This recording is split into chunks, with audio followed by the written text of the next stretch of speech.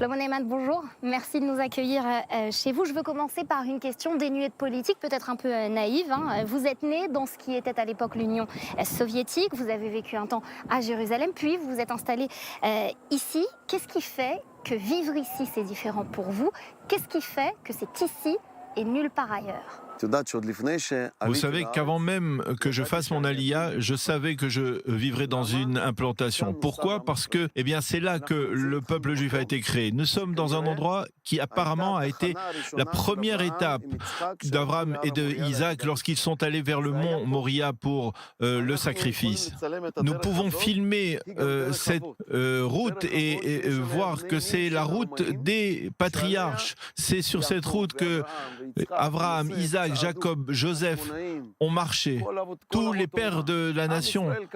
Celui qui étudie la Bible, il ne voit pas Tel Aviv, Netanya, Haïfa, Ashdod, Ashkelon. Ashkelon, Ashdod, ce sont des villes de Philistins. Et si l'on creuse ici, on va trouver des vestiges de l'époque du Temple. Nous étions ici et nous serons ici parce que nous sommes revenus à cet endroit. Alors le 28 janvier, Donald Trump présente son plan de paix. Vous étiez à Washington pour cette présentation. Ce jour-là, qu'est-ce que vous vous dites exactement? D'abord, la veille, nous étions très inquiets. Nous étions avec 4 amis de Judée et Samarie. Nous ne savions pas ce qui allait se produire. Nous ne savions pas si nous allions être pour ou contre. Nous avons fait des rencontres avec les Américains, avec le Premier ministre Netanyahou, qui était présent avec le ministre Yariv Levin, qui est aujourd'hui le président de la Knesset.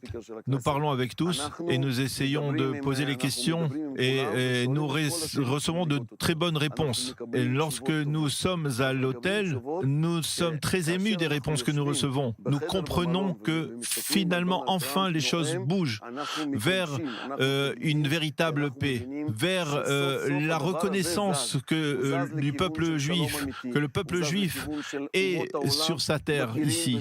Cela bouge vers le fait que les nations du monde reconnaissent que le peuple juif a sa place ici et que nous ne sommes pas des occupants, que nous ne sommes pas des étrangers, que nous ne prenons rien à personne, que nous sommes revenus sur la terre de nos ancêtres. Il faut résoudre de nombreux problèmes, des problèmes des Juifs, des problèmes des Arabes, des problèmes du monde. Nous avons tout le temps pour résoudre ces problèmes. Nous voulons résoudre, nous pouvons les résoudre. Dans tous les pays du monde, il y a des Juifs. Il y a des Juifs aux États-Unis, en France, en Inde, partout il y a des Juifs. Est-ce que quelqu'un peut dire que les Juifs ne sont pas de bons voisins, qu'ils font de la guerre, qui provoquent la guerre, qu'ils ont fait provoquer la guerre en Angleterre ou en France? Et bien sûr que nous voulons vivre ici sur notre terre, avec nos voisins. Et nous avons eu le sentiment, ce 28 janvier, qu'il y avait une chance, une possibilité de commencement. Et puis tout d'un coup, Jared Kushner fait volte-face, les pays arabes du Golfe, eux aussi, y mettent leur grain de sel. Du coup, qu'est-ce que vous attendez très exactement?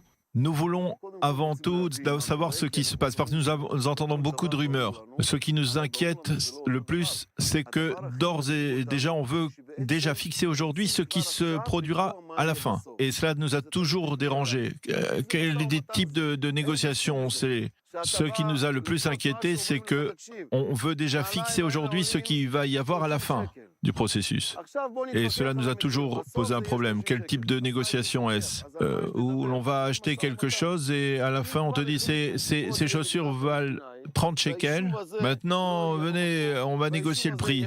Quel genre de négociation est-ce? Si ils ont décidé que ici il y aura un État palestinien et que cette implantation ne sera pas à sa place et que celle-là aussi, alors quel type de négociation si tout est décidé? Maintenant, vous voulez notre accord pour ce qui se passera à la fin? Nous ne pouvons pas accepter cela. Si nous acceptions cela, alors bien sûr que si nous acceptions, tout cela serait terminé. Nous ne pouvons pas renoncer à notre terre et cela nous inquiète. En gros, pour résumer, il y a 3 scénarios, si je comprends bien. Le scénario pessimiste d'un côté, le très optimiste de l'autre, et puis le plus réaliste, selon vous, comment ça doit se solder? Quelle est la solution? Quelle serait la meilleure solution, aussi bien pour les Juifs que pour les Arabes présents ici, dans cette région? Nous comprenons que dans cette zone, il y a des régions où il y a beaucoup de juifs et peu d'arabes, et il y a des zones où il y a beaucoup d'arabes et peu de juifs. Nous le comprenons, on ne peut pas changer cela. C'est bien, il y a des petites implantations, il y a des grandes implantations, même chez les arabes. La solution est pour nous de comprendre que les juifs sont ici pour rester et que personne ne pourra les expulser.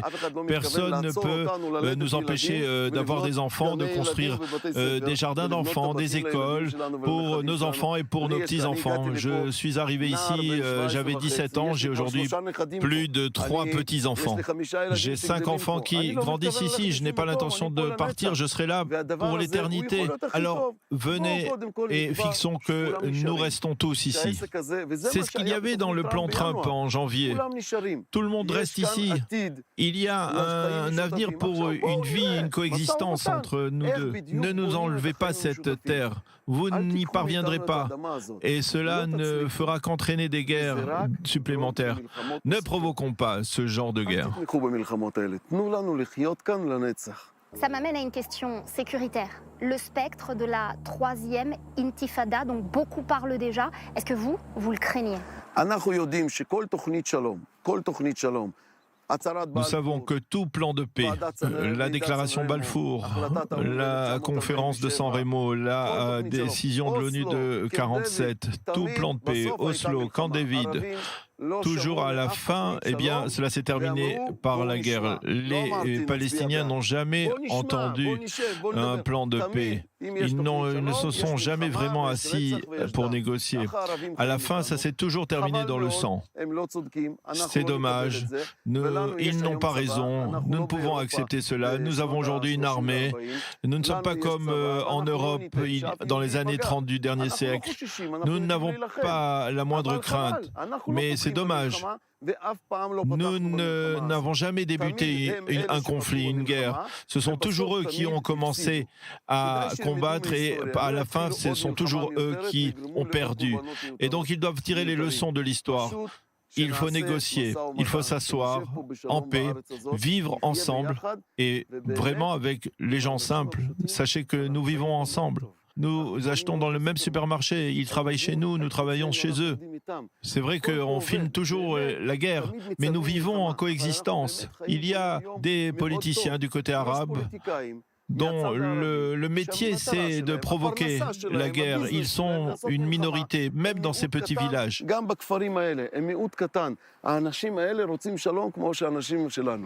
Shlomo Neyman, une dernière question et elle s'adresse à tous nos invités dans ce Israël Inside. C'est cette façon qu'on termine toujours nos interviews. S'il y a un mot, un seul mot qui devrait pour vous symboliser Israël, ce pays que vous aimez et où vous vivez, ce serait quoi? Dieu, car c'est la terre de Dieu. Merci beaucoup. Merci d'avoir accepté de répondre à nos questions aujourd'hui.